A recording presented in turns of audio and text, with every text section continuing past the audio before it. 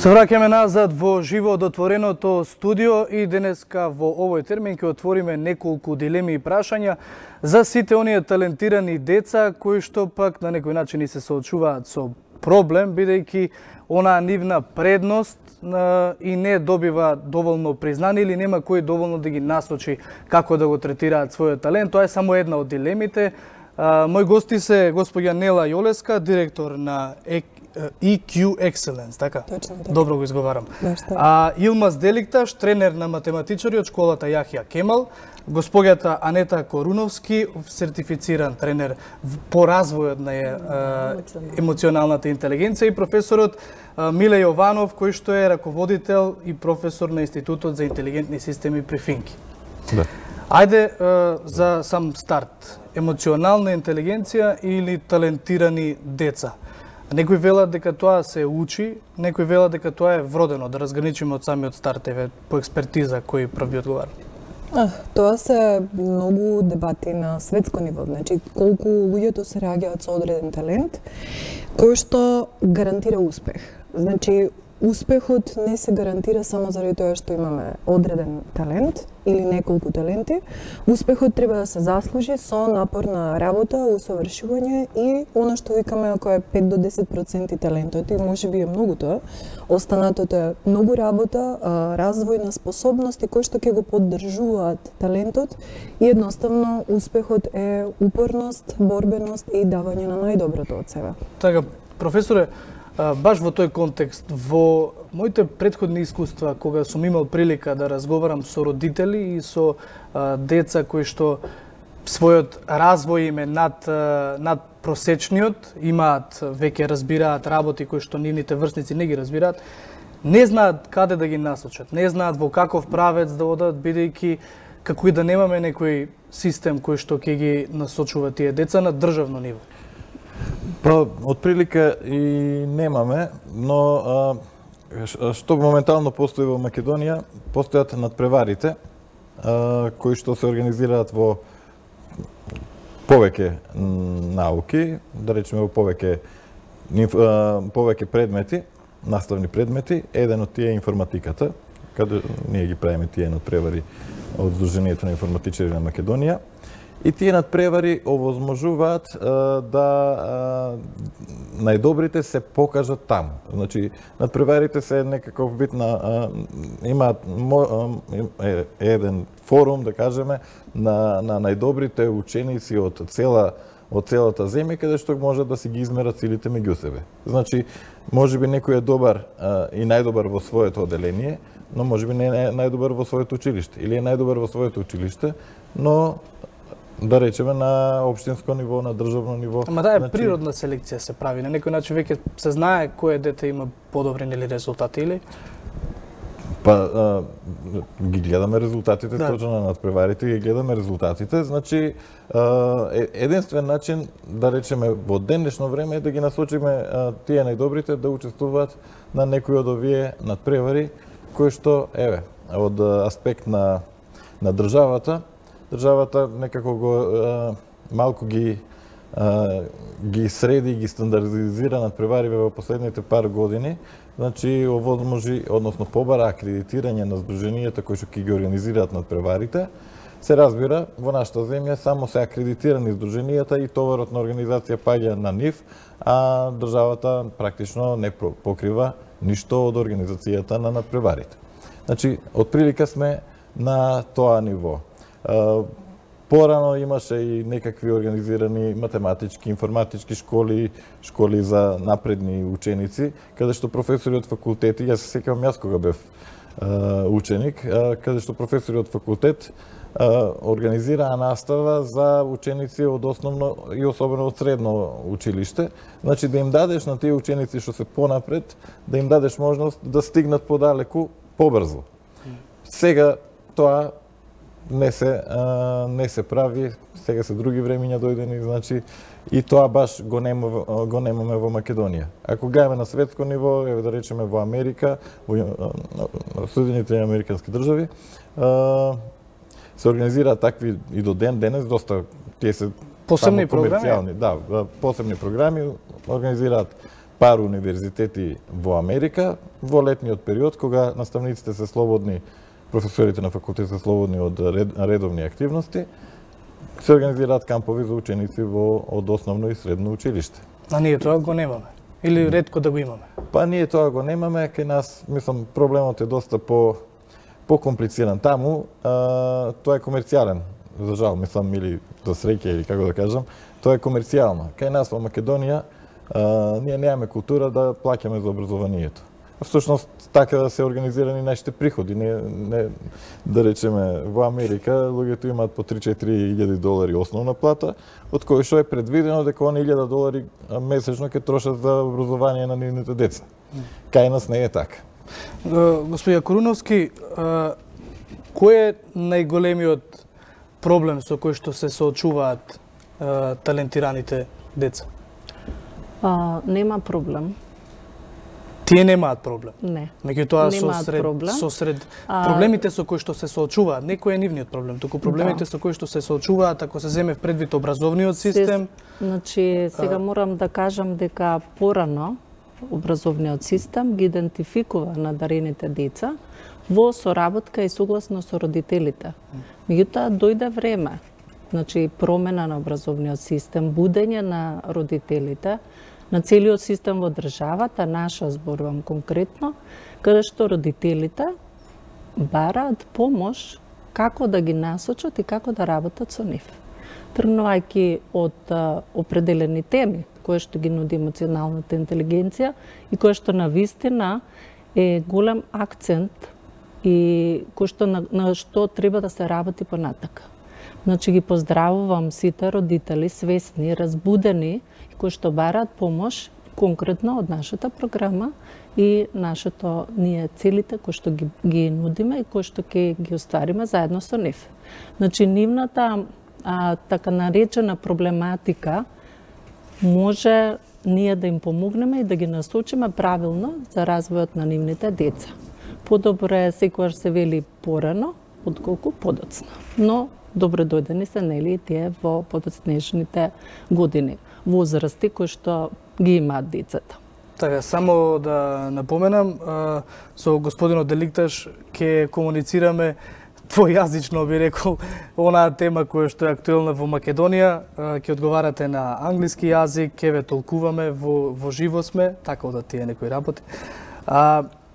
За вас истото прашање би го поставил, колку треба да го менуваме начинот на кој што работиме со овие деца? So, to answer this question, we should know the education system well. Why and when it's formed, the education system. It's formed on 18th century just because of the Industrial Revolution. They built factories and they needed workers. And they needed workers, educated workers, and they made the education public. So schools just built for this. Ако може да се надоврзам на оно што го кажа професорот Јилмас, во суштина едукативниот систем во 18 век е создаден точно за да има возможи на работодавците, на компаниите, работници. Значи, овој систем во продолжение, оно што ќе продолжи да го зборува, е многу сличен на тој истиот кој што е од 18 век. Значи, компаниите, институциите им се потребни работници. Како ние пристапуваме со нашиот програм Мали возрастни гениалци, мислам дека има уште што да каже у нас. If we come today, from 2000, OECD, Organization of Economic Conversation and Development, and they make PISA test, Program for International Students Assessment. And Economical Organization, they make PISA test and they measure students, 15 years old students, mathematics, science and reading levels. Од 2000 година, значи, само сакам да ја цитирам, организацијата која што е OECD, ќе дадеме и дополнителна информација за ова организација, значи како економска организација направиле PISA тест кој што е стандардизиран и од 15-та година на децата може и уме да ги идентификува знаењата и нивото на талентираност кај децата. So, what is the aim of this test actually? Like 200 years ago, they just again want to direct the education system, because as 200 years ago, they needed workers and they made the education public. And now, the rapid change, especially on technology, it forced change the education system in whole world. So they are focusing on necessary skills, and they are taking attention from the governments. So they say, we need this kind of employers, workers. So please focus on these skills. What skills I will tell after you. Да, се разбира. Значи, оно кое што од пред 200 години сега се разликува е големиот технолошки развој, кој што во соработка со владите им укажува на едукативниот систем дека нас не се потребни тие специфични способности кои што сега ќе продолжи. Така, на кои што треба да се фокусира. На кои што реално да едукативниот систем влегува и им го дава како продукт на потребата на компаниите и институциите. And here I want to read from Jack Ma, the founder of Alibaba Group. We all know Alibaba, AliExpress. And last year in Davos, the World Economic Forum, he says, we cannot teach our kids to compete with machines. Teachers must stop teaching knowledge. We have to teach something unique so a machine can never catch up with us. Многу клучно оно што основачот на Alibaba го тврди. Значи, ние не можеме да се надпреваруваме со машините. Оно што треба да го направиме е да додадеме една вредност на нашата уникатност и да бидеме секогаш подобри од машините. So he continues, because the way we teach, the things we teach our kids are the things from the past 200 years. It's knowledge-based. We need to be teaching our children values, believing, independent thinking, teamwork, care for others. These are the soft parts, and actually these are the parts of the emotional intelligence. Точно така, значи оно кое што 200 години се повторува и дава слични резултати, време е да го промениме. Оно што е уникатно на секој од нас, тоа се нашите вредности, решавањето на проблеми, сочувствувањето со другите, имањето на емпатија и една поширока форма на бидување едни со други. Тоа се тие наши способности кои што во емоционалната интелигенција и тренинзите ги развиваме. Господи Олеска, следствено на тоа ќе разговараме за програмата која што доаѓа од EQ Excellence, мали и возрастни гениалци. Меѓутоа овде сакам професорот да го Јованов да го прашам колку професорите, еве вие доаѓате од повисока образовна институција, меѓутоа генерално како експертиза, колку наставниците и професорите се оние кои што пак ќе кажам не обрнуваат доволно внимание на децата, па така сиот тој талент или дарба може во подоснежниот развој да се загуби. Па кој е нивниот предизвик? Кој е предизвикот на професорите да работат со талентирани? Или што треба да прават? Така. Па генерално јас мислам дека секој професор е пресреќен кога има можност да работи со талентирани ученици. Единствен проблем кој што може да биде тука е, да речеме, кога во редовното образование имаме огромни бројки на ученици со кои што се сеќаваме секојдневно. Значи, и во основно училиште, и во средно училиште, и на факултет, ако имате група од 150 ученици, прашањето колку можете да посветите време на талентираните ученици. Студенти, да кажеме, веќе. Тоа е тој баланс кој што треба да се прави. На таа тема треба да се размислува кога се обучуваат и наставници кои што се во основно, во средно, па дури и на факултетско ниво, да кажеме, треба да се прави некој баланс колку ученици има во паралелка. колку внимание, јас кажу да кажам колку љубов можеш да дадеш ти на учениците и ако и дали таа љубов количеството е тоа отприлика само што се дели на 40 или на 20 или на 15, значи времето кое што го посветуваш зависи од бројките. И ако зборуваме за редовното образование, ние треба да сме свесни дека тоа е државно образование и е направено најдобро што може, но не повеќе од тоа. Значи, направени се, паралелките се големи затоа што толку може државата да плати.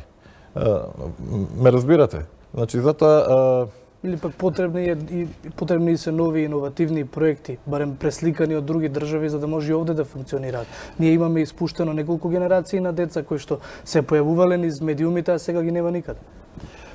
Па не ги нема никаде. Например, децата надпреварувачите од информатика, кои што сум ги носел на светски олимпијади по информатика. Не зборувам за вашиот пример, зборувам генерално дека имаме се во Америка, студираат на MIT на пример.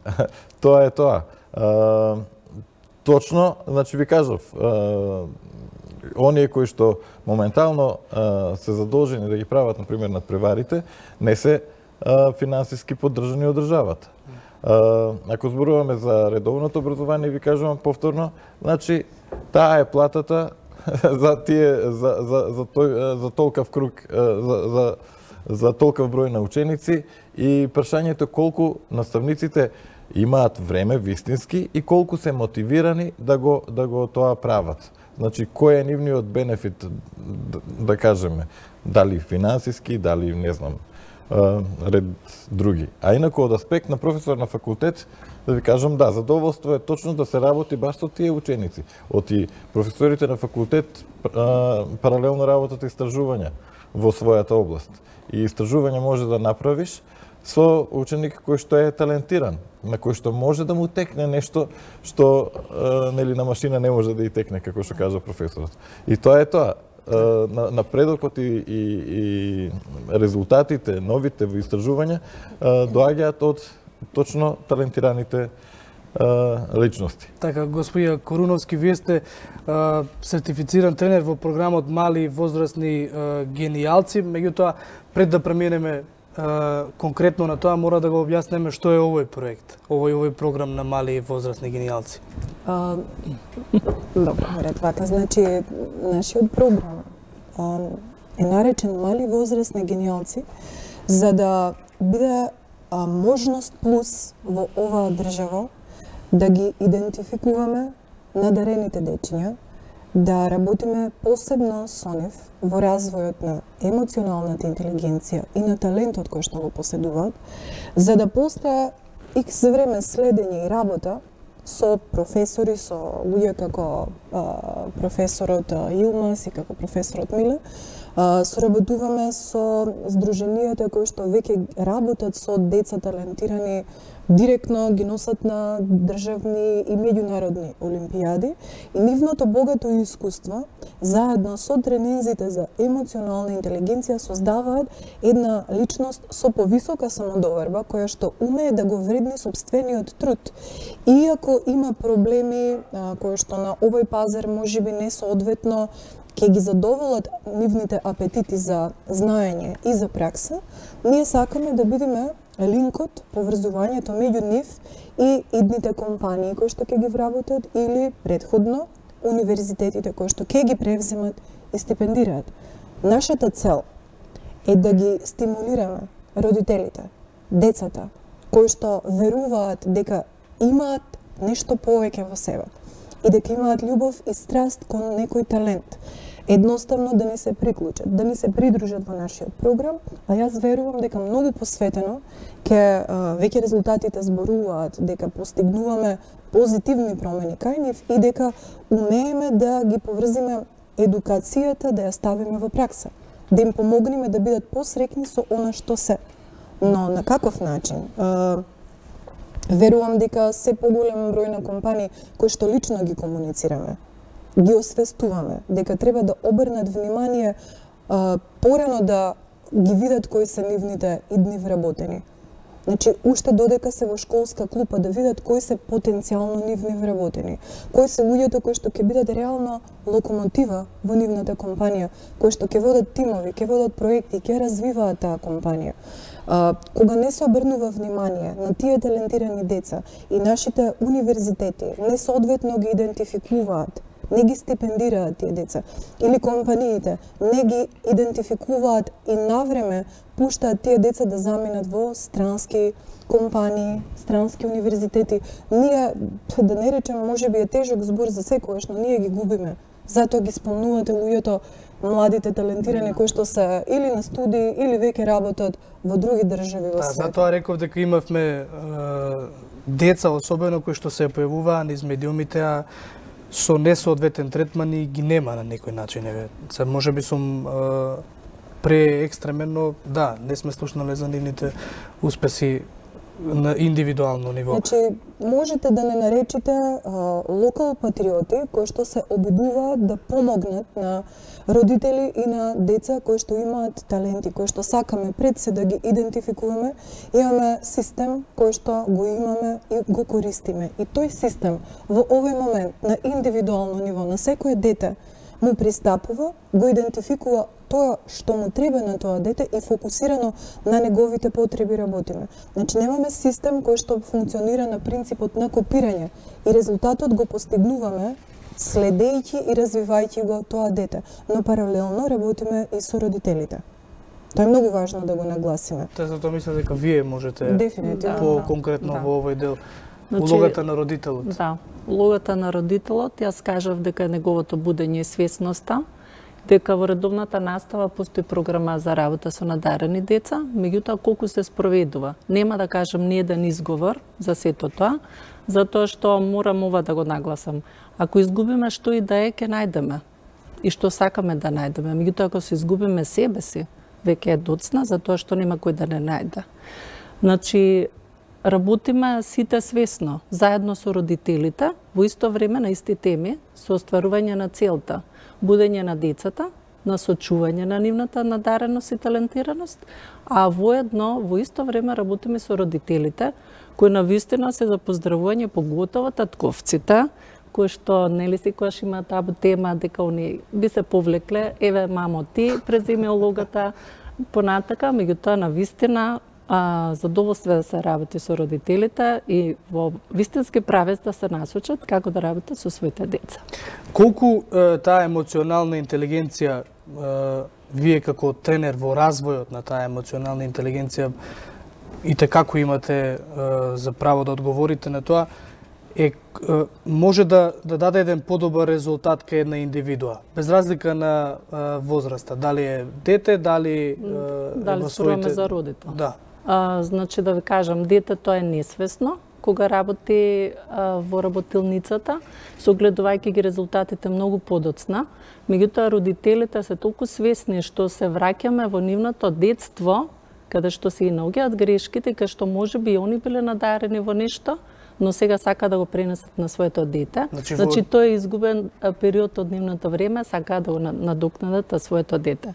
И уште нешто сакам да кажам, дека многу е важна реалност и свесноста на родителите дека сите деца се надарени за нешто, не родителот да го насочи кон нештото, туку да биде реален за да увиди каде детето најмногу може да покаже резултат. Господја Јолевска, бидејќи програмата се вели мали и возрастни гениалци, кога зборуваме за возрастни се подразбира на родителите на истите деца или не? Овде може во оваа програма да влезат најразлични возрасти. И нека еве да им објасниме на гледачите како може да пристапат до вас. Кога зборуваме за возраст, почнуваме со работа од 8 годишна возраст. Тестовите што ги правиме за емоционална интелигенција се од 7,5 години на некој начин, скоро 8 години па нагоре. Нема граници. Едноставно не постојат граници кои што ги имаме. Всушност ние сме тие кои што ги прошируваме границите. Начинот на кој што може да се пријават е на имаме податоци кои што имаме на Facebook група Мали возрастни гениалци. Нашите телефони се 078 242 365. Имаме и други контакти кои што може да ги оставиме во вашата редакција. Компанијата се вика EQ Excellence, таа го лиценцира овој програм и имаме 6 месеци со кои што работиме многу практично во групи со деца, групи со родители и на сите им даваме како на фамилија совети, насоки. Тоа се практично како родителите ги насочуваме да работат со нивните деца. Значи, од првата до следната средба, тие веќе имаат задачи кои што многу е важно низ игра тоа го прават. Значи, ги стимулираме дома да се соберат, дали е тоа време после ручек или после вечера, и реално преку игра, низ забава и низ еден неформален разговор кај што нема притисок, нема досада, нема нешто кое што се наметнува. Напротив, баш е забавно начинот на кој што тие дома се продолжуваат да работат и ги развиваат вештините кои што ние ги развиваме свесно. А што е со оние родители кои што исто така имаат талентирани деца, но нивниот економски статус не би им дозволил да влезат во оваа програма? Одма да ви кажам, значи ги поздравувам компаниите како Телеком, како ВИП, денес Сава осигурување, тука се и Ротари клуб, значи имаме фокус на компании кои што цениме дека се потенцијално свесни наши соработници, кои што или го пуштаат нашиот програм до нивните вработени само иницијативно да го користат, или се случува момент каде што ги наградуваат своите вработени со тоа што на некој начин им купуваат ваучери за 6 месеци тренинг во нашите компании. Но ние имаме и исклучоци во кои што се обидуваме да ги најдеме најталентираните деца во различни области. Тука се во моментов имаме математичари, имаме од уметност уште еден. Кој талент најмногу го поседуваме? Вака грубо земено кај... Дискутабилно е. Да. Но дали се науките или се... Би сакала во следниве неколку месеци со што поголем број на родители, наставници, професори, со сите да стапиме во контакт. Ова ќе ви го одговорам после неколку месеци, затоа што сакам да видам искуствено на пазарот што све имаме, што имаме во нашиот образовен систем. Тие се деца кои што се од Скопје, од Македонски Брод, од Кичево, од Битола, од Охрид, од Крушево, доаѓаат од тренер, имаме жена која што е спремна во Кавадарци, значи во Источна Македонија, Централна Македонија, дури имаме тренери кои што ги спремаме во Албанија, имаме тука на албански јазик што учат. Ова е програм кој што целта наша е со сите контакти со нашите здруженија во државата што ги спремаат најдобрите, заедно со нив да направиме контакт со светските организации за талентирани деца, во кои што во овој момент со Фиренца, со Америка веќе имаме воспоставено контакт, сме во почетна фаза на преговори и сакаме ова да се акредитира. Значи, она што сакаме да го понудиме е една можност, една шанса плюс на нашите луѓе преку нас да дојдат до прави студии и до прави компании. За жал, времето толку ни дозволува, иако на оваа тема можевме да отвориме уште неколку дилеми, но јас и како што ви напоменав во неформалниот разговор дека ние сме отворени за барем и да имаме и конкретни примери овде во студиото, секако ќе разговараме, ќе бидете повторно гости и тоа верувам.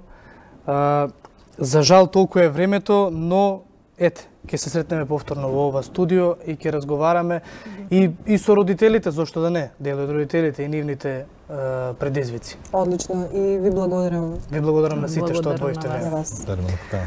А ние, почитувани, овде се разделуваме, но сепак се гледаме утре од 14 часот со мене и со колешката Јана Јосифовска, а некаде после 19 часот продолжува колешката Анета Кочишки.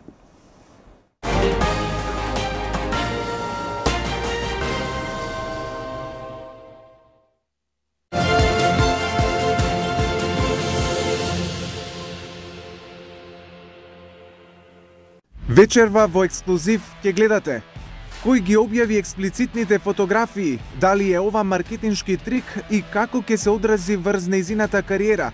Ексклузивно интервју со Лилјана Станишиќ, новинарката која ја откри аферата со Јелена Карлеуша. Вие откриваме македонката која беше фатена во раните утрински часови во Истанбул со сопругот на Карлеуша Душко Тошиќ. Нашата најдобра ракометарка на сите времиња, Индира Кастратовиќ, ја вративме во годините кога ја освои Европа, но и прогнозираше како ќе заврши дуелот помеѓу Македонија и Исланд. Гледајте ексклузив вечерва во 18:15 часот на 1 ТВ.